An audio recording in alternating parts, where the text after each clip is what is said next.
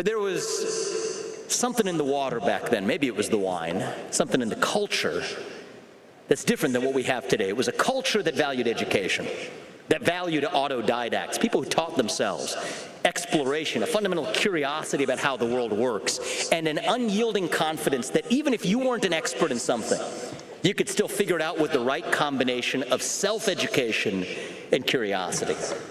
Compared to nations like France and England, it's true that America was actually pretty provincial at the time. We were nothing more than a backwater cluster of small towns scattered along an eastern seaboard.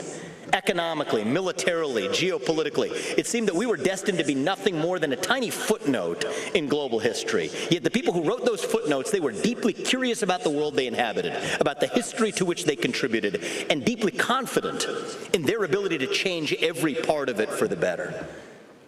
So what's the message for us? I think we need to revive, your generation, I would say our generations need to revive that special combination of curiosity and self-confidence. Yes, we want to be a country of people who tinker in their garages. We want people to write great essays in the evenings while working at an insurance company or a business during the day. We should expect more of one another as citizens. We should expect more of ourselves. We should expect more of our leaders.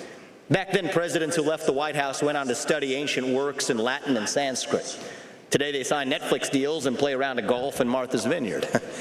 That's easy to say today. How cool were our founding fathers, and then go back to the daily drudgery of our modern technocracy. But the question for you is, why can't we behave a little bit more like our founding fathers? Political conservatives like me like to talk a lot about staying true to the political and legal principles of the Constitution, and no doubt that's important. But as Americans, we should also be inspired to stay true to that founding culture of exploration and curiosity. The irony, thank you, I appreciate that. I think it's going to take, I'm here for a reason, I think it's going to take people like you whose best days in life are still yet ahead to see a nation whose best days are actually still ahead of us. And the irony is it should be a lot easier for us to do this today than it was for our founders back then. For starters, the main language of scholarship back in 1776, it wasn't English. It was French and Latin. You had to wait weeks or even months to just get a physical copy of a book that you might have wanted to read. Today, everything's available to us in any language you want. You're 2 swipes away on your iPhone from any book you want to read or listen to on demand. The only thing stopping us is our own incuriosity, our own veneration of somebody else's expertise, and our own lack of self-confidence to build our own.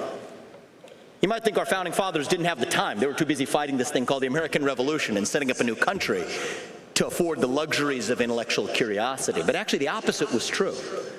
We were never more curious than when we were fighting for our survival as a country. That special sauce that allowed America to succeed as an insurgent was that unmitigated curiosity and the totally unjustified confidence of our founding fathers. And it wasn't just a matter of self-indulgence.